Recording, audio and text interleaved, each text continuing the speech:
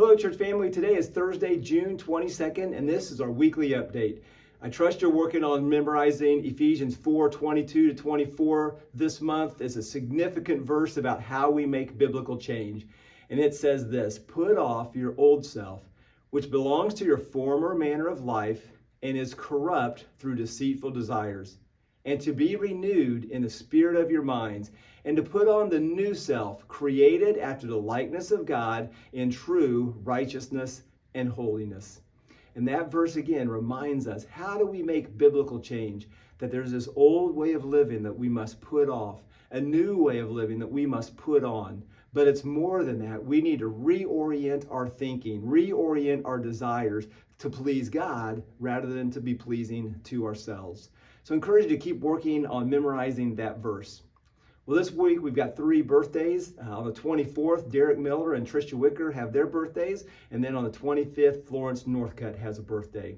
And June is wedding month, and we have several anniversaries. On the 22nd, Gary and Rosie Hart celebrated an anniversary, as do Neil and Chris Taylor.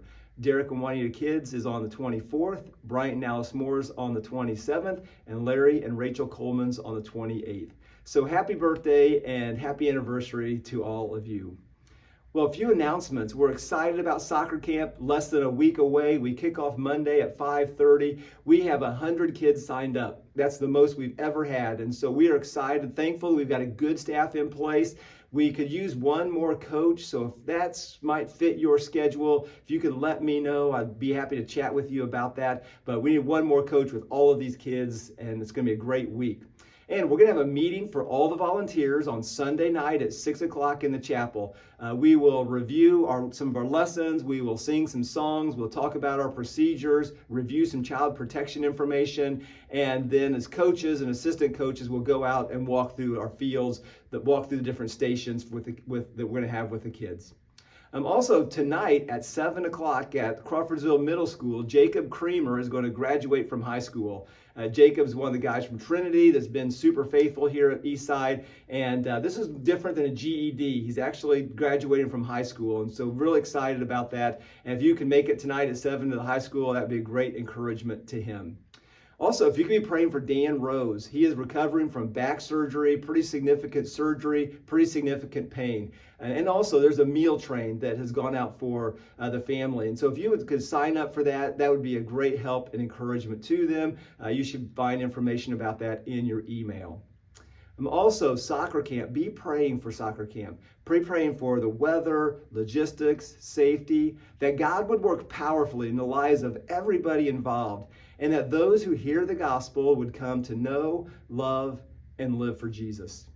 And speaking of the gospel, our resource of the week is the gospel tract, these 2 ways to live gospel tracts. They have the same pictures that our gospel card and our 6 questions have.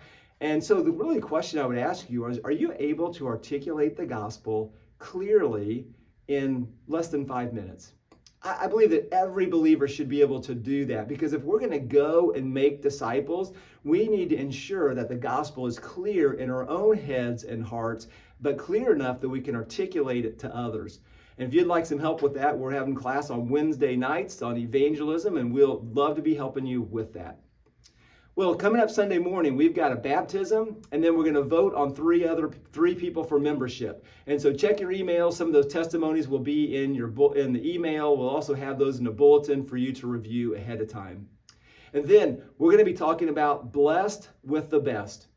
God is so good to us. And on Sunday morning, we're going to celebrate his goodness as we study the book of Genesis, chapters 46 and 47. We're going to see how God blessed his people with the best in Egypt through Joseph, and how God, through Christ, blesses us with his best. So Sunday morning, looking forward to that message as we continue our series in Genesis. Then the verse of the day ties with God's best. It says this, Romans 8:31. What then shall we say to these things? If God is for us, who can be against us? He who did not spare his own son, but gave him up for us all, how will he not also graciously give us all things? God's given us his best in Jesus Christ. And because he's given us Christ, he's not going to hold back anything else that's good for us.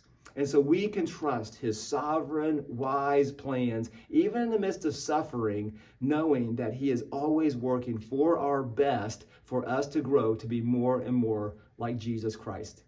Well, I pray, church family, that God will be at work in you and you'll be trusting him to be growing. And I look forward to seeing you on Sunday. Have a great rest of the week. May God bless you.